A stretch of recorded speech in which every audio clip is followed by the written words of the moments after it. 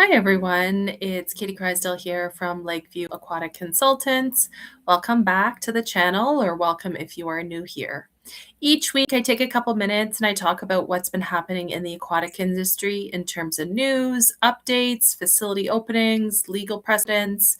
I'm in a different environment this week because my husband is still recovering from his total knee replacement surgery. So we are using our home in different ways right now, and so I've ended up in his office this week. So that's if it looks a little bit different, I'm not going to be here permanently. So today is Wednesday, June 10th, 2026. This week, I am going to be talking about a topic that is adjacent to SA. So, trigger warning if that's of concern to you. The op ed this week is going to be talking about criminality, and I'm going to be pulling it back into the aquatic industry and how we need to be aware of what I describe as the messy middle. So let's get into it. I'm going to link to the newsletter in the description box below. Each week on Wednesdays, we do have an aquatic industry newsletter that goes out, and it's geared towards anybody who works in the industry. So sometimes we hear from people, well, I'm not a lifeguard. The newsletter's not for me. I'm a pool manager. I'm a pool operator. I'm a maintenance guy or gal. I know you can't be all things to all people, but I really try with this newsletter to bring something different that doesn't exist anywhere else on the internet. There are plenty of newsletters, Facebook groups, Facebook pages, industry networks that only share lifeguard stuff, swim instructor stuff, water safety stuff. Um, I consider myself to be very multifaceted professionally and my interests personally, and so I know that can make it hard to pin down. You're supposed to be very, very niche when it comes to what work you do. But I have a lot of different interests, and I really try and pull that into the newsletter each week. So you might find that one week it's more for you, one week it's not as much for you, because there are different emphases every week, not so much based on my preference, but based on what's happening in the industry. And each week, I don't actually know until I write the op ed at the header of each newsletter what it's going to be about. Usually, a day or two before, I might have a sense of a topic that's developing in terms of my focus or priority in the industry. But there's no content map or no content calendar for the month. I don't know what I'm going to be writing about next week, June 17th. I will get there when we get there. So thanks for joining me. Whether you get the newsletter in your inbox, thank you. Whether you're listening along on YouTube, thank you. I hope you find this chat valuable. I'm going to share why some of these stories are very important, in my opinion, as well as context that I'm not able to include in the newsletter because the newsletter this week was already 1,700 words, which is a lot. I do try and keep it around 1,000 or 1,200, but with you listening in, I'm able to give you a lot more context and link things back together, what I kind of describe as my hive mind, because everything is connected, whether we see it superficially or not. So with that long introduction, let's jump right into the topic this week. So this was a topic that came to me literally this morning when I woke up, which was great because I had to finish off the newsletter. Each week, I'm writing the newsletter throughout the week in terms of aggregating the news articles and the different industry updates as I read them. So if I'm like today, I was reading, somebody was commenting on minimizing or avoiding alcohol consumption when they're on vacation around the water with their child. And I thought, you know what, that's a topic that our industry hasn't really addressed. It's not to shame anyone about enjoying a margarita on their vacation, but is that at odds? Open-ended question with our work sometimes as water safety professionals or being good role models for our children and our friends and families when it comes to active supervision in and around the pool. So that's something that'll probably be pulled into next week's newsletter. But basically, throughout my work week, I'm adding to the newsletter. That was already done, pretty much 90%. And then this morning, I woke up and went ping, ping, ping. I am going to talk about this big issue that happened in Aquatics over the last week, and I'm going to connect it back to this big issue that was developing yesterday. And I see both as interconnected to all of you and all of us in the aquatic industry. So I live in a town called Okotoks, Alberta. It is just outside of the city of Calgary in the province of Edmonton, which is in Western Canada.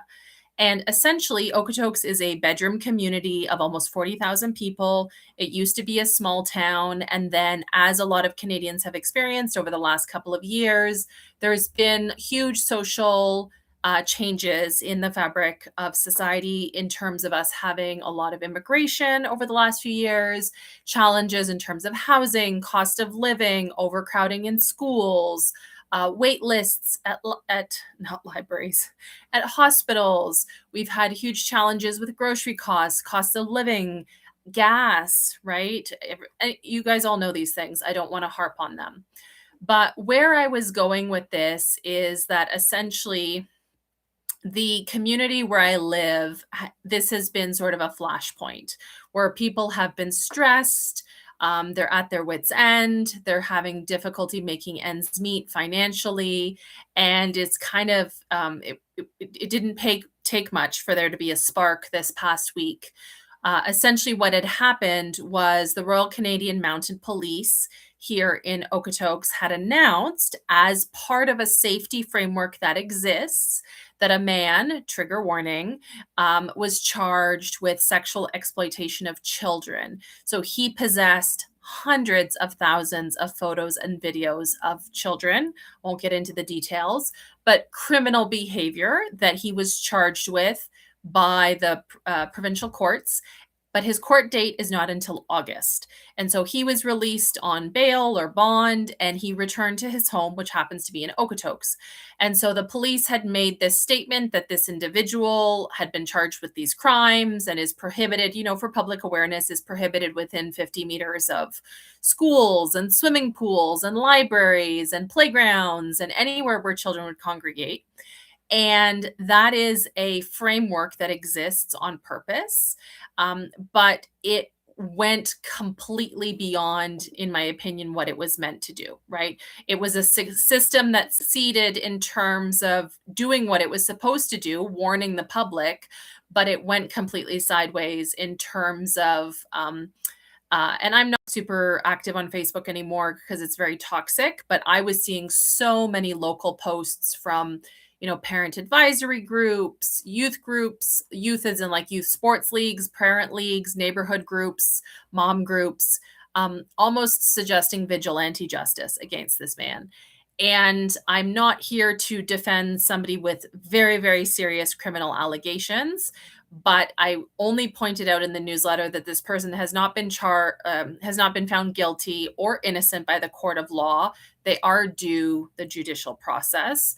I'm as suspicious as everyone else. If you find that many files and photos, draw your own conclusion.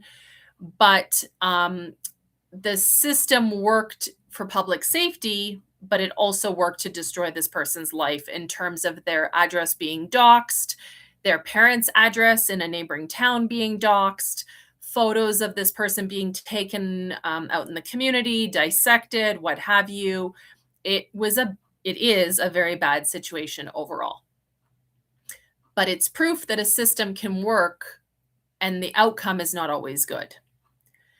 The other story, and hopefully I'm making my point. I had a thesis and I may be explaining it not so clearly because I'm getting off base a little bit. But the first system worked and perhaps justifiably ruined the person's life. Even if they're found innocent, their life in this community will never be the same. They probably won't be able to stay here, and certainly not at the address that has been doxxed.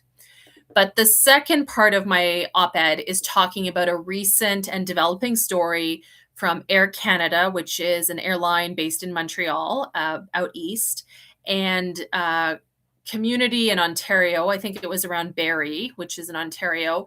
The police there recently charged an Air Canada commercial pilot who's now retired with misrepresenting through falsified documentation, not having the correct licensing for the role as a commercial pilot, a captain at Air Canada. And the police stated that over 900 flights over the course of 16 years, with hundreds and thousands of passengers, were flown by this person without the correct paperwork. and there's now criminal proceedings, fraud and other charges. This is something I'm not qualified to speak on in terms of how, quote, serious it is or not. I don't know how much was it a gap? Was it an oversight? Was it intentionally falsified? We don't have any of those details yet.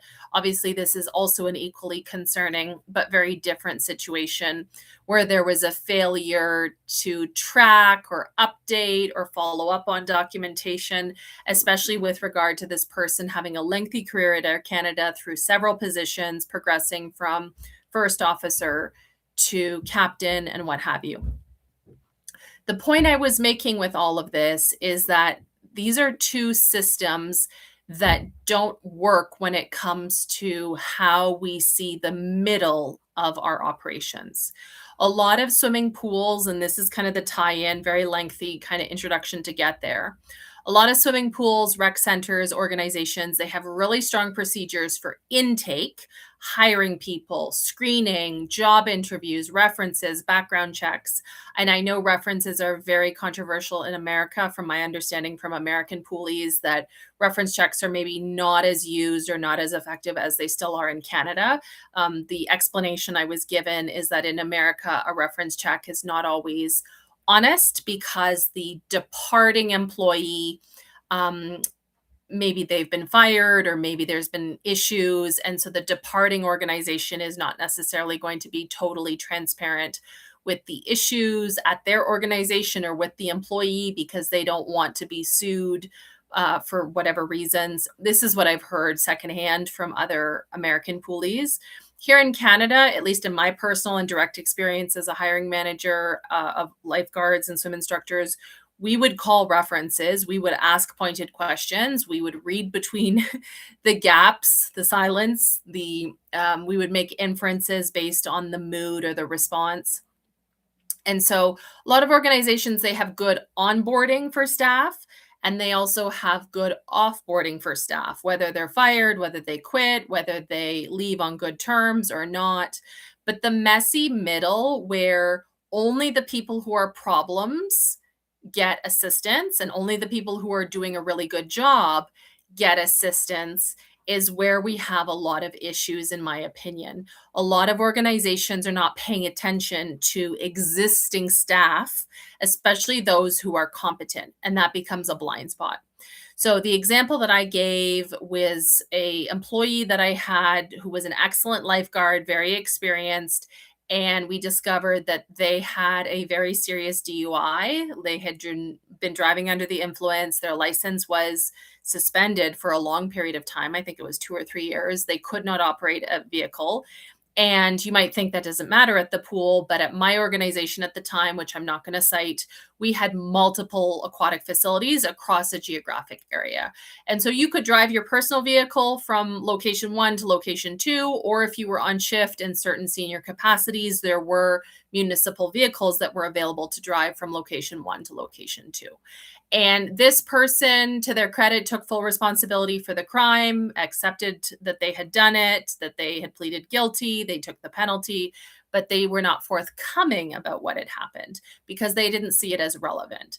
Well, in my role as a manager of this person, if I had directed them to use a municipal vehicle or to do a specific task at another location, and I was unaware, as I was, that they could not drive, should not drive, even if it was an omission on their part to tell me, I could have been negligent for just not knowing what's going on in my team, so to speak.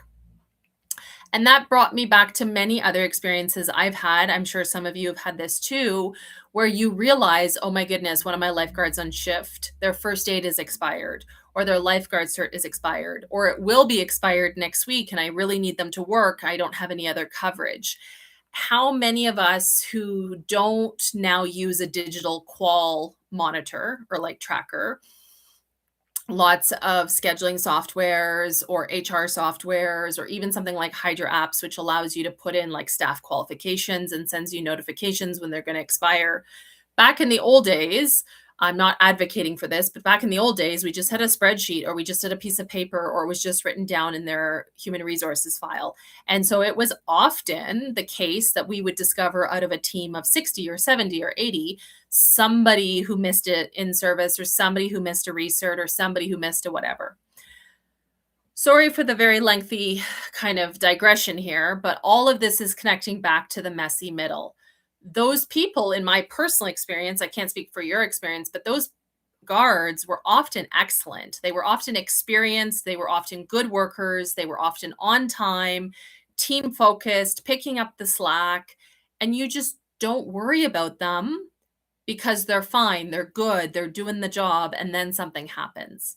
Heaven help us if some of them had committed a crime. And the other example I can give is because we also had a young man die in the community last week. He hit a tree. And I had a lot of young lifeguards, early 15, 16-year-olds with their learner's permit, total their vehicle, get into a car accident. Very serious because you're a new driver. That is maybe outside the purview of the workplace. But what if somebody is going through something difficult at home and their behavior changes, right? We see a lot of these young people in aquatics during formative years of their career. So they're 15, 16, 17. Some of them start drinking. Some of them start doing other behaviors that impact their lifestyle, their choices, their maybe rebelling against their parents. Maybe they're not doing so well in school. And some of those behaviors, where I'm going with this, some of them are innocent. They're just trying stuff and they figure out what's for them and what's not for them. And some of them may be criminal. And so all of this is a long way of saying, I really feel in aquatics and recreation, we're not paying attention in the middle. And so many of us retain staff for years and years and years in the best way possible because we love them, they're qualified, they're experienced, we want them on our rosters. But that can't preclude us from checking up on, for example, here in Canada, a lot of facilities do vulnerable sector checks or criminal background checks, or driver's abstracts are required. Some jurisdictions have vision testing. Some jurisdictions have other types of testing. And I'm not here to tell you what you need to be testing and tracking. That's going to be very specific to your organization, as well as legislation and what's legally allowed in your country or jurisdiction. But this whole op-ed is a long way of saying that some of these systems are good, but they only focus on the beginning and the end, and the middle is so important. And then, as we saw earlier on, some of these structures also have consequences, and these systems rather have consequences. And that's not to say that we shouldn't use these systems, but there has to be a human flavor to things. So what I mean by that is that systems only work when everything meets all of the conditions. And that's been a big conversation with AI. We have a video forthcoming with Kate Connell about aquatics and AI, so I won't spoil too much of it here. But as we know, in aquatics in general, a rescue, you can train it a certain way for certain conditions and certain behaviors, but it doesn't happen that way. And so we see the same thing with our systems and our structures in the workplace. And I hate to always have these negative newsletters and pile more on your plate, but I would be remiss if I didn't point out that a lot of organizations in the middle, not enough is happening, basically. So that's probably a record for how long I spent talking about the beginning of the newsletter. If you're still here, thank you. I love this graphic. I got this graphic from a Facebook page I've recently started following called The Human Diver.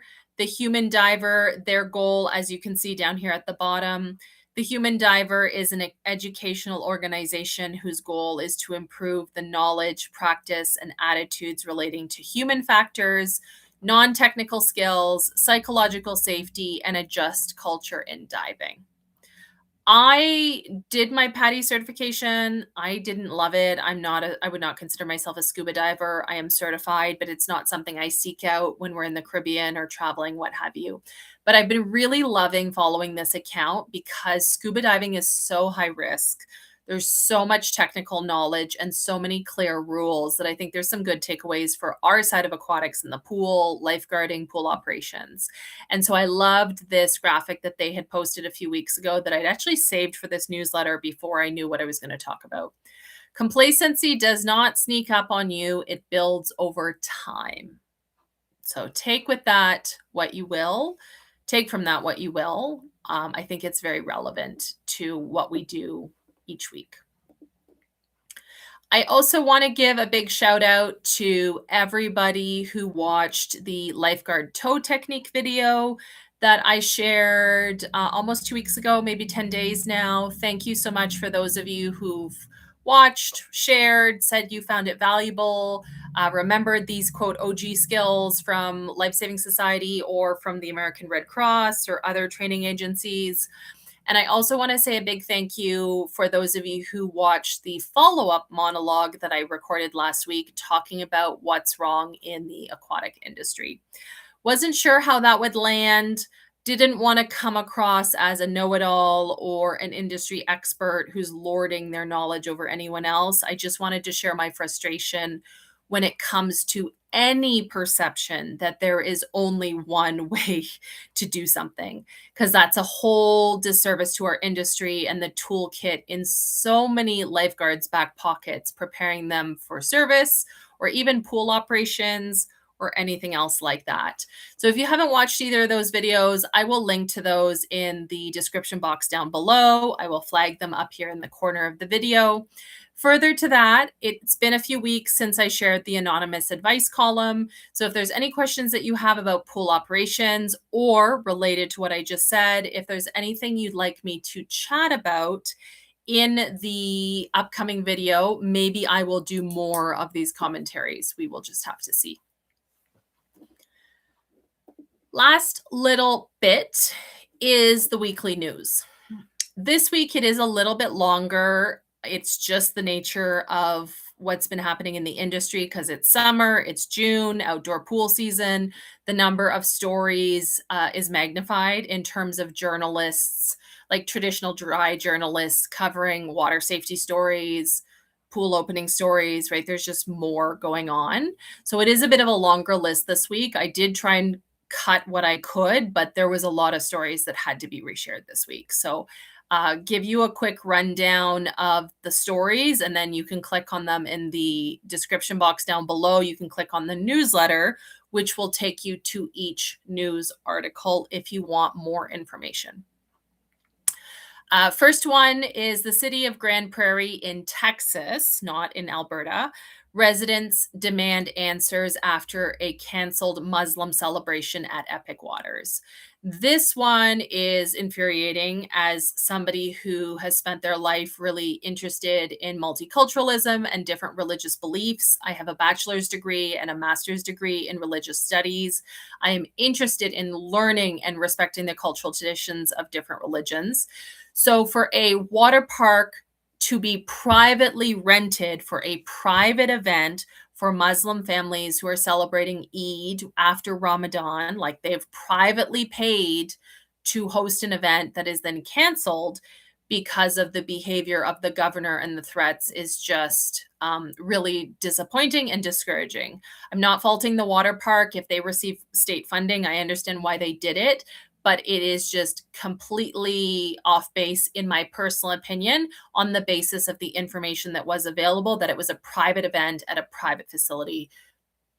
I'm going to leave it at that. One my best friend sent me this morning, which I thought was really, really pertinent and rare, is that a man in Manitoba who has been selling swimming pools made out of sea cans he's been charged with fraud under one business name, and I believe it was CBC News has found another business where he's doing the same types of transactions under a different, i.e. slightly modified professional name because of the fraud charges. So we see these cases all the time in the US. I'm not saying Canada is superior. This wouldn't happen. It's just the first case in recent memory. I've been doing this newsletter for only 2 years, but I've been reading the news every day for almost 10 years at this point. And I can't recall a case in Canada where the volume of victims and incidents to be able to charge someone and document a crime has to be substantive. And so it is pretty big deal and terrible to see this type of thing happening. I've always been generally a little suspicious about these CCAN pools. I'm happy to be proven wrong. It's not related to this particular person or company. I just, pools are very complex. Maybe there is a way to convert a CCAN, a shipping container, but I haven't seen one yet that fits the bill in terms of the quality and the operational requirements we need to see. I provided a couple more updates on the Royal Caribbean water park project that was canceled in the last 2 weeks, Perfect Day, Mexico. It was going to be located near Costa Maya, Mexico. The port is called, I think, Mahualco. Forgive me, I've forgotten the name. But now the Mexican government is in conversation with Royal Caribbean regarding relocating the project.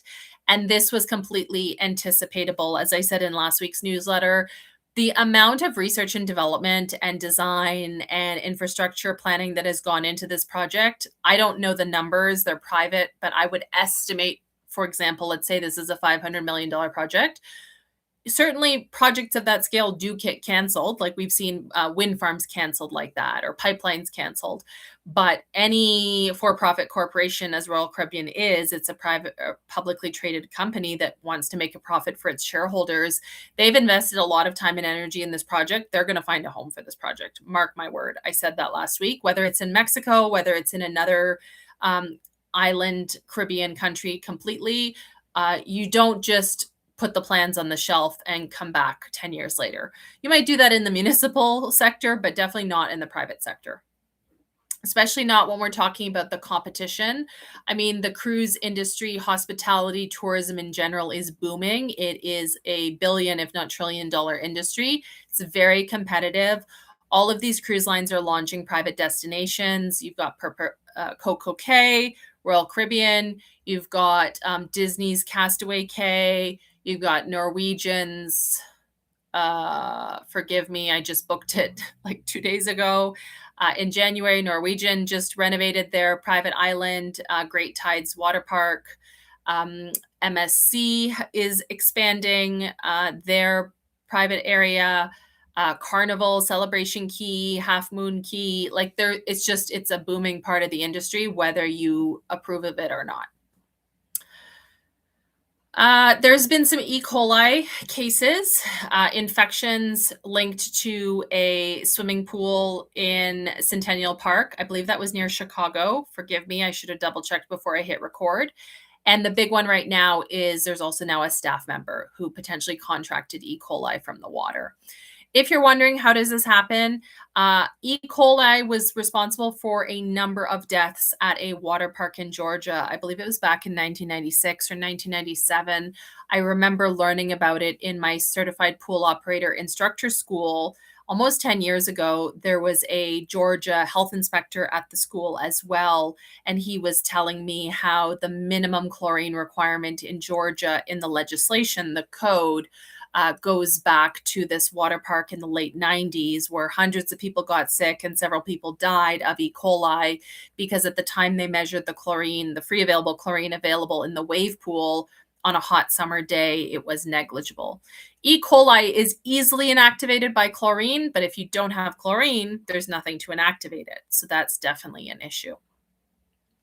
I shared a German source article this week pertaining to self-dispatching water slides. This has been on my radar for a specific project that I cannot cite, but the organization is looking to not staff the water slides and have, basically like a light system, green to go, red to stop, having a gate. And this was a case in Germany where men, I didn't watch the video, but men bypassed the interval, like the pacing technology, and a bunch of people went down the water slide together and one person ended up dying. And it's interesting because I was chatting with somebody I won't name, but they were saying that there have been multiple deaths at this particular park. So it just kind of proved my point this week that unsupervised water slides are inadvisable. I know a lot of our clients, like hotels in the cities in Canada, you've got like a Best Western by the airport, that families have a single like curly Q water slide. That's not necessarily what I'm talking about. I'm talking about higher velocity body slides, raft slides, weight and height driven slides, definitely ones where you would achieve higher speed or greater force. But broadly speaking, water slides are high risk amenities and should have staffing levels and maintenance commensurate with that. The town of Trenton in Nova Scotia is planning to close their outdoor pool. I found this to be personally a little bit unreasonable. $50,000 was cited as the deficit to operate the pool each summer for 10 weeks. Why can't they come up with $50,000? Just closing the pool and having a splash pad, in my opinion, is not a good alternative. But in speaking with an aquatic colleague who lives in Nova Scotia in that area, he said, that town is dying. And so, yeah, that is a challenge we're seeing, especially in rural areas across Canada. People are moving to urban areas. If you have older people retiring, moving to the city, the tax base is different when we're talking about boomers retiring or older people. So I don't know the specifics of Trenton, but the pool's not broken. And to hear them not be able to continue operating it I really just hope they've exhausted all their options. But I don't know the community and I don't know the specifics. There was some other shenanigans in Texas. So the governor sued Denton, I believe this was the city, to block gender neutral changing rooms at a pride pool party. I'll leave you to read that on your own. And then a really, really sad case where a family is fighting for their 2-year-old girl to not be declared brain dead after near drowning. So I've been following a number of families over a number of years where their children have experienced drowning, like a submersion in the water, and then they have significant injuries. So I'm not talking about, for example, the influencer Emily Keiser last year, her son Trig, he was taken off of life support, care was withdrawn. Dr. Justin Semstrot talked about this year at Stargard Elite's camp in just terms of the quality of life, activities of daily living. You can have substantial brain damage after just a few minutes deprived of oxygen, submerged in the water.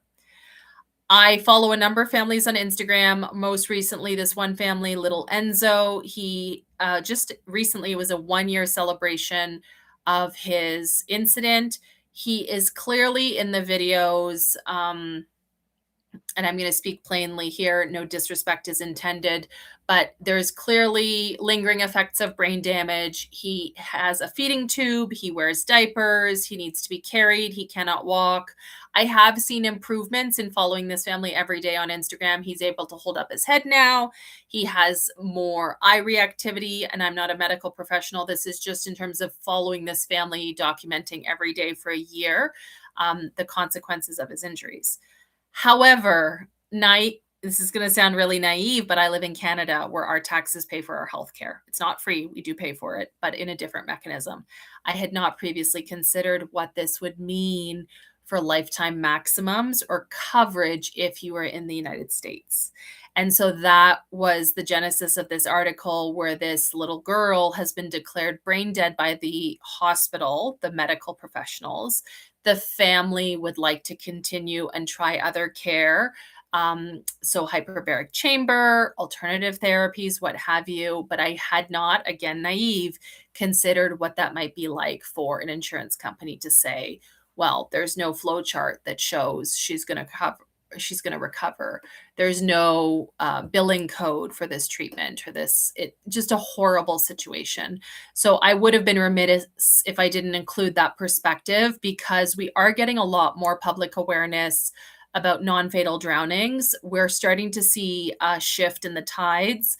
I said earlier this year, I got it completely wrong with Emily Keiser in Arizona. I think this woman is going to make it her life's work to talk about trauma and grief from drowning. And she talks very plainly about her own perceived personal, in her opinion, inadequacies, what she could have done to prevent Trig's death. And those are really difficult conversations, and no family should have to relive their grief and perform their grief, but she is really reaching hundreds, thousands, millions of people. I talked about this in a previous newsletter about her social blade profile.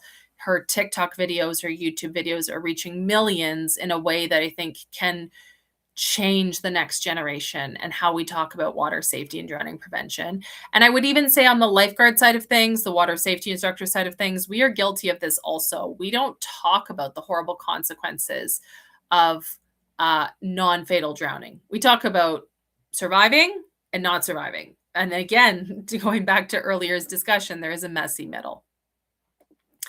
Last couple of articles here. I shared an article pertaining to yet another chemical leak that injured swimmers at the pool. I think in this particular situation, it was an uninterlocked system, or somebody had turned stuff on or off for backwashing. As I've said before, the news article is not particularly clear because the journalist is not a subject matter expert. They're having a hard time using the correct language, but man, it has not been a good year for our industry in that regard. A teenage boy recently went missing. They were swept into the ocean in Wildwood, I believe it was New Jersey, while they were on a school trip. And I don't want to be rude, but we really also need to shift our thinking that chaperones or teachers are not the same thing as lifeguards.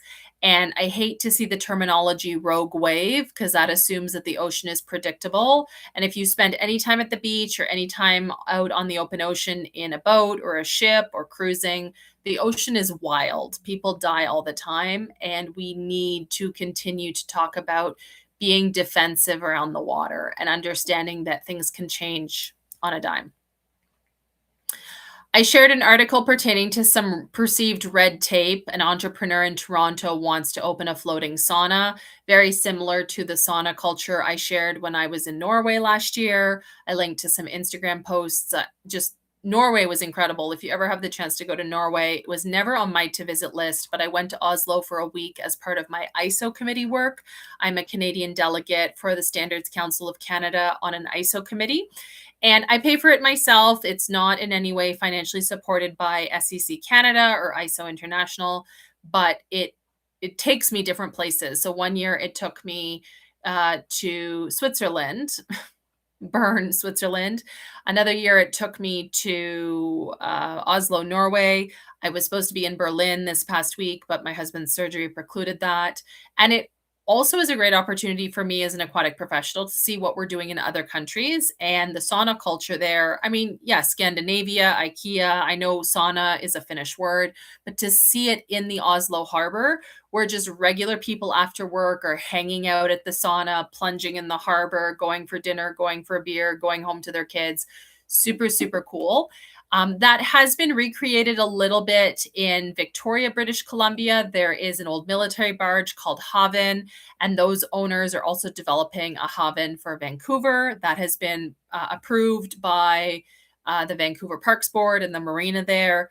It looks like someone else is trying to do the same thing in Toronto without the same degree of success. Also this week, I talked about these sunshade tents that are very controversial. And I didn't even know this was an issue until Facebook showed me some posts from Sylvan Lake, which is the only kind of vacation-y lake that we have here in central Alberta. And same conversation as what we're seeing on beaches, apparently, in the Carolinas and Florida regarding shade structures. So I know how to read the room. And when I see something several times, I know it might be an issue where you are. You may be in a beach area, a shoreline area where this is also an issue. Last few articles I'll just mention briefly. Corpus Christi is cutting back on hours that the pools are open in Texas due to water conservation efforts. I shared an article to an unlimited summer splash pass that one organization is doing, which I think is a really good way to get people in the door if your budget can allow it. I talked about a really, really discouraging capital project situation in Abilene, Texas, where unfortunately it's very indicative of project delays. I've seen similar things on private projects that I've assisted with, and it just is so heartbreaking to see when it's in the community how it causes people to lose trust in the municipal process or the governance process. We're still talking about Hawaii's and snorkeling deaths. So I keep resharing that info because Hawaii is a popular tourism destination here in Western Canada. Out east, like when I lived in Ontario, everyone goes to Florida. Out west, Alberta, BC, everyone goes to Hawaii. It's faster for me to fly to Hawaii from Calgary than it would be to Orlando. And it's a little bit more scenic. Calgary, or rather Cochrane, is going to be hosting an Ironman event later this summer. And based on the conversations we were having earlier this year about Ironman, about endurance events and drowning, I was a bit disappointed to see this. I mean, it's a business. They're going to go where they want to go, but the water here is glacier runoff in Alberta, and it is so cold. So I will have to figure out what's happening with that event later this summer and see if I can get some more information. And that is pretty much it for this week. Definitely a longer video. I appreciate you being here. I know this is still a work in process. So if you've made it to the end, last week, hive mind. Last week, I was tripping over myself talking to try and keep the minutes lower, closer to 30. We're now up to 40. Let me know in the comments below or send me an email. My email address is available in the YouTube bio, or it's just Katie, Katie, at LakeviewAquaticConsultants.com. Let me know if you enjoy this more leisurely chat, because I could talk all day long. I don't know that anyone's going to listen, but I also know that my motor mouth, I've heard this feedback in teaching, that my passion sometimes makes it difficult to follow.